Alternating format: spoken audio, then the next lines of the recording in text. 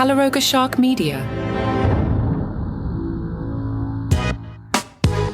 Hello, I'm Johnny Mac with your daily comedy news. Kevin Hart did accept the Mark Twain Prize for American Humor on Sunday night. I'm sourcing here from the New York Times, the Washington Post, and the Hollywood Reporter. Dave Chappelle gave a heartfelt tribute. Kevin Hart followed that up with, "Can I pee?" Then he waddled off stage. He then reappeared to accept a bust of Mark Twain from David Rubenstein, the retiring chairman of the Kennedy Center. Chappelle said, "I played arenas with Chris Rock, and I would never play an arena before I saw you, Kevin Hart, do it. You made me dream bigger, and you're younger than me. It's humiliating." Jerry Seinfeld said, "The triumph of tonight is we found something Kevin Hart doesn't already have, the Mark Twain Award." Chris Rock said his favorite Kevin Hart movie was The Upside because Kevin Hart had to act like he had less money than Bryan Cranston. The Washington Post says the night's standout performer and the recipient of a rare standing ovation, is how they phrased it, was Kevin Hart's mentor, Keith Robinson, who has had 2 strokes. Keith joked, "My New Year's resolution, no more strokes. Chris Rock calls me Strokey Robinson. He's an a-hole, man." There were other standing ovations. Rubenstein got one when he announced his retirement, and one for Eddie Murphy, who was announced as a surprise guest, but it was a misdirect. Nick Cannon walked out instead. The audience sat back down.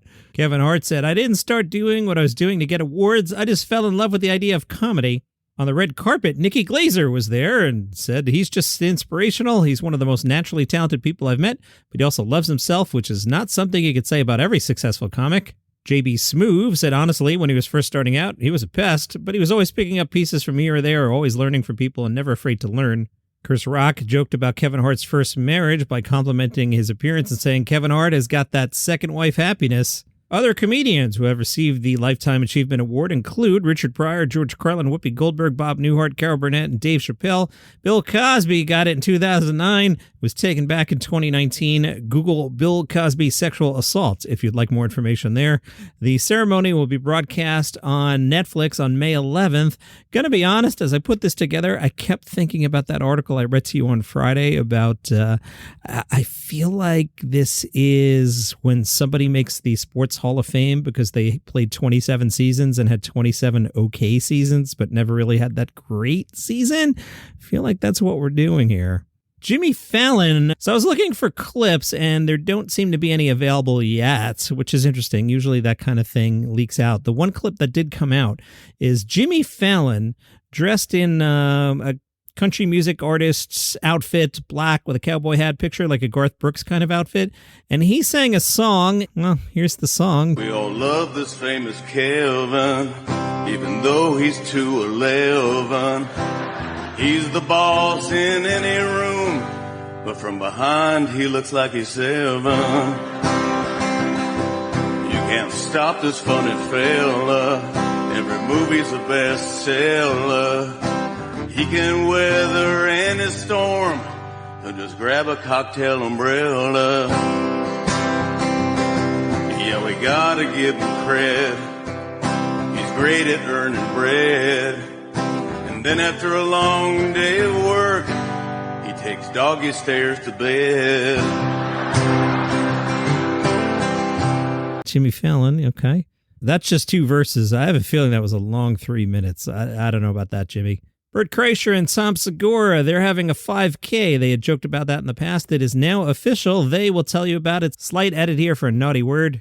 Guys, it is now officially ready to roll. The Two Bears 5K. It is happening, and you can register right now if you go to twobears5k.com. It's going down May 7th. We have a lot of friends coming, a lot of celebrities, Jelly Roll, Shane Gillis, Tim Dillon, Mark Norman, Cam Haynes, Michelle Wolf. I'm forgetting names. That's how Stavi's going to be there. They're all going to be there. If they're going to be at the Netflix The Joke Festival, they'll probably be at our 5K. A big race and then a party. We've got a DJ. Go register right now. twobears5k.com. Dave Attell has a special out on Netflix today. That's awesome. It's called Hot Cross Buns. Not a lot of press for it yet, although he went on Joe Rogan. So that alone, the special will get watched. We learned that Dave Attell has a flip phone. Here's Joe Rogan. It's the best. Listen, how about the great sound when I'm doing it, like Morse code? How long does this take for you to accomplish this? I'm done. Send. So you don't have an iPhone at all anymore? I have one too, but this is me off the grid. Yeah. So what do you use that one for? Like, who do you text on that No, one? this one's like just like for all my texting. The other one's for emails and stuff. Wait a But minute. This is not on Wi-Fi. You text on that? Yeah. So when I text you, you text me on that? Yeah, I do. Can't you feel it? Old. That's why there's like 10 so spaces in between words. Insane. That is so insane. I'm sending you a text right now. I want to see what happens. That is so insane. This is good. Did you get it yet? I did. No. Okay. Wait, I when's didn't it get gonna it. make the sound? Your name isn't. They always make sounds. Every time you text a button, it makes a sound. Yeah. That doesn't drive you It nuts? really annoys people too. Yeah. So Wait, it I think takes it's you coming like in. 4 presses to get an S still? You're doing that thing? Yeah. It doesn't even have emojis on it. Like any emoji is like now He still uses inappropriate. emoticons, like a colon and a parentheses I use for, those sometimes too. for a smiley face. Well, are you guys done with this tech beatdown? It's like I'm a tech hoarder. Come out of the house, buddy. Come on. We love you. Big day for comedy. Tonight is the Patrice O'Neill benefit in New York City. Bill Burr said after Patrice died, Comedy Central was going to do a benefit. My agent goes, do you want to do it? And I was like, yeah, absolutely. And then the day was getting closer and closer. I was living in LA and I'm like, hey man, I got to get my flight. What's going on with the benefit? He goes, it went away. And I was like, what do you mean it went away? What went away? I love for this guy. What went away? He said, basically they couldn't get enough comedians to commit to doing it for the venue they had. So Bill Burr, was like, well, there's no way we're not having a benefit. So we kind of kicked the ball, I think, because they wanted to film it or something. There were people trying to protect their material for specials, but it was bad. It was bad. I was talking to Jim Norton, so we decided to do it on our own. It was a huge success. We raised money for his mom and everything. Something I've always hated is when somebody dies, there's like one night for them and then they raise money and you give it to their loved ones. It's like, all right, good luck with the rest of your life. Patrice was taking care of his mother and she would have been, she was retired. Like, what was she going to do?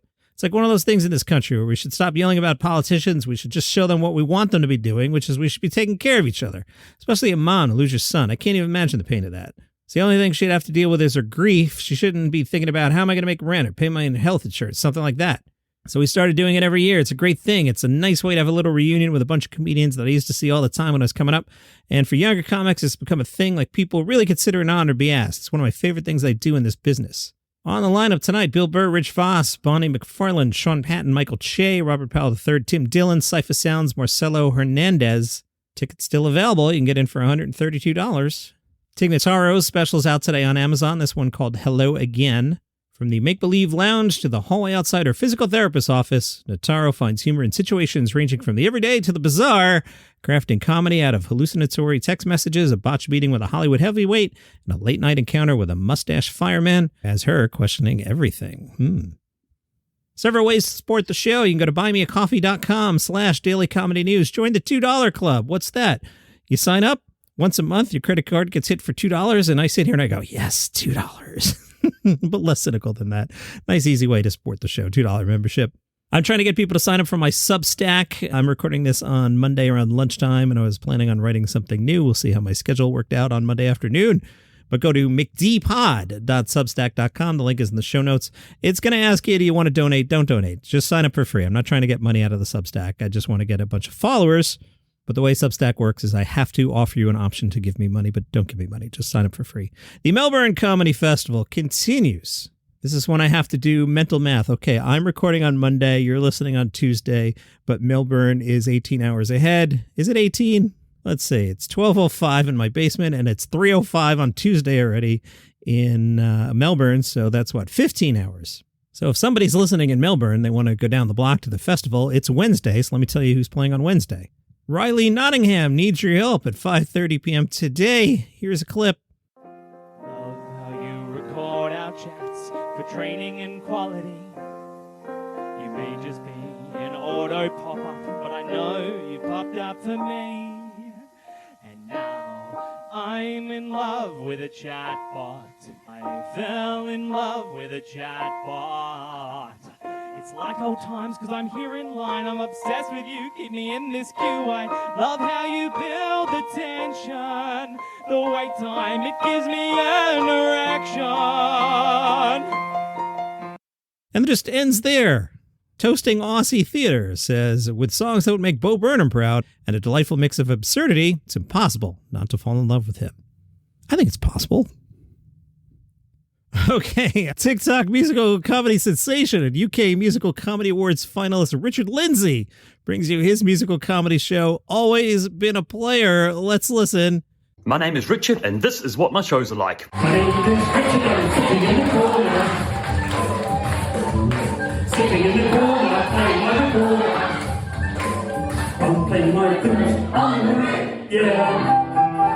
I'm playing my flute on the roof, yeah. Join Richard for this fun night of variety, which includes a mixture of stand-up comedy, Richard's original songs, fun audience interaction. We heard that, and guest characters who all look suspiciously like Richard.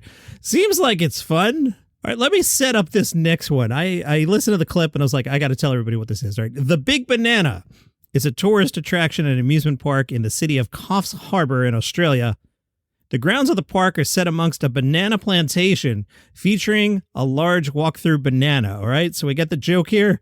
The Big Banana is 15 meters long. The slogan for the park is, it's a whole bunch of fun. Well, they worked on that for a while, didn't they? This guy's named Akmal. The show is called Red Flags. Well, I grew up in a suburb of Cairo where me and my brothers and my family lived in this 20-story apartment block of units, right? A lot of them in Cairo, pretty close to the heart of Cairo. This is not a word of a lie. If you got on the roof of this building where we lived when we were children, you could see the pyramids and the Sphinx clearly on any day. That's the honest-to-God truth, right? So when we came to Australia and my parents took us to see the Big Banana...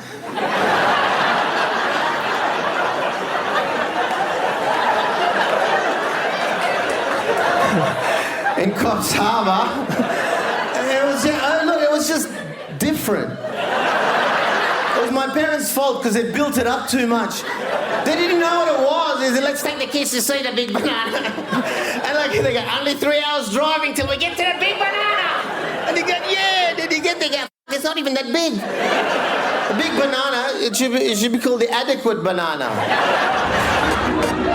The show is called Red Flags, and the Adelaide Theatre Guide says, wonderfully fresh, hilarious, and a definite starter for your festival list. I like this clip a lot. Neil Brennan continuing to crush it. I see he has Bill Burr on. I didn't get to that episode yet. I did want to share this clip from Kyle Kinane's episode with Neil Brennan on the Blocks podcast where they talked about money.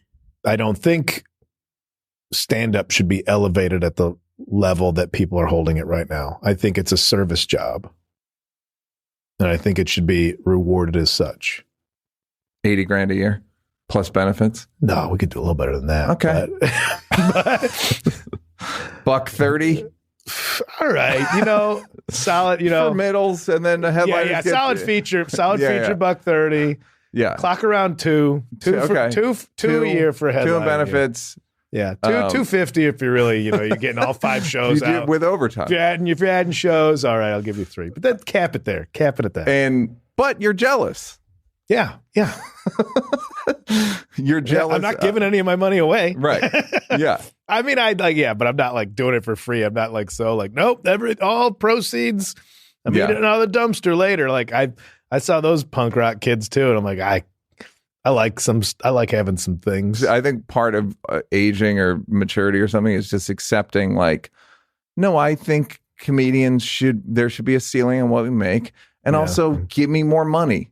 Yeah. Give me more stuff and give me more money. And you just both of those are true for me. Well, since we're already allowing this much money to be floating around, I think I should have a slice of it. But if we were to start over. And also, I don't like that hack making too much money. I mean, it'd be fine if I did. And somebody thinks that I'm a hack, but they're wrong. And that is your comedy news for today. If you enjoy the program, tell a friend about it. They might like it too. And I'll see you here tomorrow.